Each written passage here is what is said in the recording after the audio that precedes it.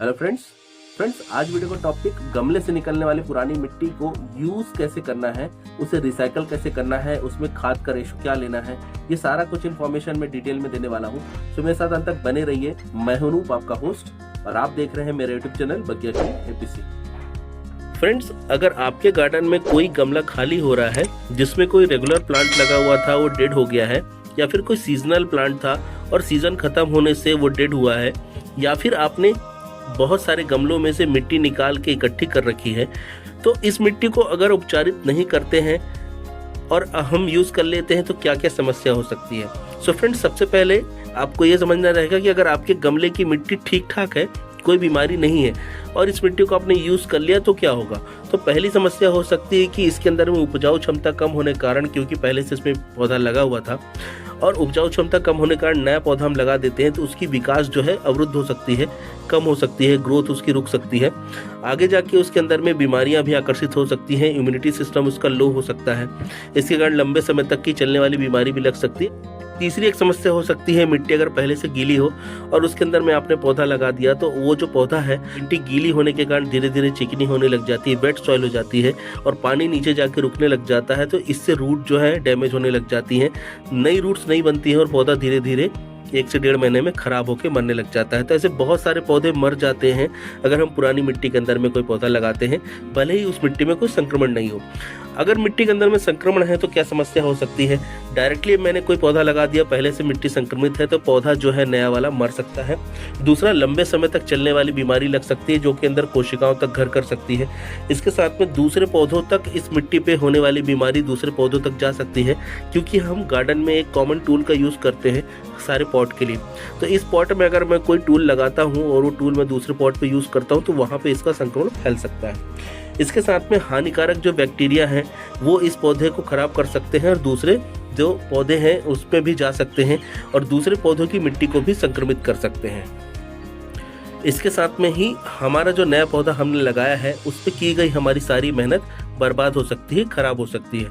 So friend, 2 तरीके की समस्या हो सकती है। पहले, अगर मिट्टी में कोई संक्रमण नहीं है तो भी पौधा हमारा कम उपजाऊ क्षमता के कारण, खराब क्वालिटी के कारण मर सकता है, और दूसरा, अगर सब कुछ सही नहीं है, मिट्टी पूरी तरीके से खराब है, तो नया पौधा संक्रमित हो सकता है और ये संक्रमण दूसरे पौधों तक भी फैल सकता है। तो हमें क्या करना चाहिए, हमें सबसे पहले हमारी मिट्टी को उपचारित करना चाहिए। सो फ्रेंड्स, मिट्टी को उपचारित करने के लिए आपको क्या करना है, अगर आपके पास में समय पर्याप्त है तो आपको 2 से 3 महीने के लिए मिट्टी को खुली जगह पे छोड़ देना है, जहाँ पे उसे पूरी तरीके से धूप बहुत तेज़ी से अच्छी लग सके। जैसे कि ये मेरी मिट्टी आप देख सकते हैं, ये उपचारित की हुई मिट्टी है, पूरी तरीके से आप देख सकते हैं, भुरभुरी है, फ्री है और बिल्कुल भी ये गीली नहीं है, पूरी तरीके से सूखी हुई है। ठीक है, तो ऐसे आपको क्या करना है, मिट्टी को खुली जगह में छोड़ देना है, इसे पूरी तरीके से उपचारित करके सुखा के अच्छे से रख लेना है, फिर इसे यूज़ करना है। तो ऐसा करने के लिए आप ओपन एरिया में इसे छोड़ दीजिए और 1.5 से 2 महीने के लिए इसे आपको छोड़ना है, जिसमें पूरी तरीके से धूप से सोलराइज होके ये मिट्टी जो है आपकी उपचारित होके फिर से यूज़ करने के लिए तैयार हो जाएगी। फ्रेंड्स, अगर आपके पास में समय पर्याप्त नहीं है, समय की कमी है, तो आप क्या कर सकते हैं, कम से कम 15 दिन के लिए इस मिट्टी को आपको खुले में धूप में छोड़ना रहेगा और इसे फिर उसके बाद में आप यूज़ कर सकते हैं। तो बहुत कम हद तक चांसेस रहेंगे कि इसके अंदर में कोई बैक्टीरिया या फंगस लगा हो जो आपकी दूसरे पौधों को नुकसान पहुंचाए। ऑलमोस्ट 99.99% आपकी मिट्टी उपचारित कहलाएगी और बहुत अच्छे से काम करेगी। लेकिन अगर आप इसे 1 से 1.5 महीने 2 महीने के लिए छोड़ते हैं तो 100% आपकी मिट्टी पहले से बहुत अच्छी हो जाएगी और पूरी तरीके से संक्रमण रहित हो जाएगी। फ्रेंड्स, अगर आपके पास में स्पेस की कमी है तो मिट्टी को सही करने के लिए आप मिट्टी को किसी पॉलीथीन के बोरे में या पॉलीथीन के बैग के अंदर में डाल के स्टेरलाइज करके भी उसे सही कर सकते हैं, संक्रमण रहित कर सकते हैं। इसके लिए मिट्टी को 2 से 3 महीने के लिए बोरे में भर के कहीं धूप में रखना रहेगा। धूप की गर्मी से मिट्टी के अंदर में जितने भी बैक्टीरिया या जितने भी फंगस या जो भी उसके अंदर में विषाणु जीवाणु संक्रमण होगा वो सारा खत्म हो जाएगा। इसके बाद में मिट्टी को आपको निकालना है, 1 से 2 दिन के लिए उसे धूप में रखना है, जिससे पूरी तरीके से सूख के ड्राई हो जाए, ऐसी भुरभुरी हो जाए। और मिट्टी जब इस तरीके से भुरभुरी हो तो इसे आप यूज़ कर सकते हैं। ये पूरी तरीके से संक्रमण रहित मिट्टी है और अच्छे से काम करेगी पौधे के विकास में भी और साथ में आपके प्लांट को सेफ भी रखेगी।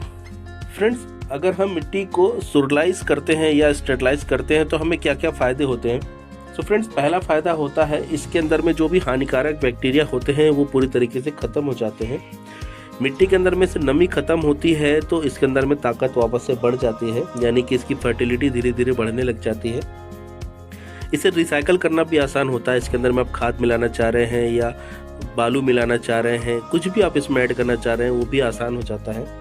धूप लगने से पहले जैसी उपयोगी हो जाती है, यानी कि इसको जो है आप गार्डन से जब पहली बार लेके आए थे या कहीं खेत से लेके आए थे या किसी से आपने परचेस किया था ऑनलाइन, तो जो भी मिट्टी पहली वाली कंडीशन थी उसकी क्वालिटी सेम वैसी होने लग जाती है। धीरे धीरे मिट्टी जो है आपकी अच्छी होने लग जाती है। इसके साथ में मिट्टी जो है भुरभुरी और हल्की भी हो जाती है, क्योंकि पहले गमले के अंदर में थी। तो गमले में होने से क्या होता है कि मिट्टी धीरे धीरे भारी हो जाती है, दबी दबी सी रहने से क्या है धीरे धीरे बहुत सख्त होने लग जाती है। तो ये जब आप इसे धूप दिखा देते हैं तो पूरी तरीके से भुरभुरी हो जाती है और हल्की हो जाती है, पहले से ये लाइट हो जाती है। इसके साथ में इसमें चिकनाहट कुछ भी रहती है, अगर चिकनी मिट्टी ज़्यादा है या वेट सॉइल है, गमले के अंदर में पानी रुक रहा था, तो वो वाली समस्या भी धीरे धीरे इसके अंदर में से ख़त्म हो जाती है और मिट्टी आपकी पूरी तरीके से तरोताज़ा और स्वस्थ हो जाती है। सो फ्रेंड्स, इस मिट्टी के अंदर में हमें और भी कुछ चीज़ें मिलाना चाहिए जिससे इसकी ताकत को हम और भी ज़्यादा अच्छे से बढ़ा सकें, और साथ में ये हमारे लिए पॉटिंग सॉइल का ही काम करने वाली है। तो इसे पॉटिंग सॉइल बनाने के लिए सही तरीके से क्या क्या मिलाना है ये भी मैं आपको बता देता हूँ। तो यहाँ पे कुछ चीज़ें हैं जो कि आपको मिलाना चाहिए, जैसे कि आपको मिट्टी को उपचारित करने के बाद में इसके अंदर में 10% बालू लेना है, रेत लेनी है। अगर आपकी मिट्टी चिकनी नहीं है, ये मिट्टी अगर आपकी चिकनी नहीं थी तो आपको रेत लेने की आवश्यकता नहीं है। तो 30% सॉइल, 30% पत्तियों की खाद, 30% कंपोस्ट, ये हो गया 90%। 10% हो गया आपकी नीम की खली, और इसके साथ में 2 से 3 ग्राम 4 ग्राम तक आपको कोई भी फंगिसाइड मिलाना है। तो ये फंगिसाइड मिलाने से क्या फ़ायदा होगा, फंगस की जो भी समस्या होगी वो भी ख़त्म हो जाएगी।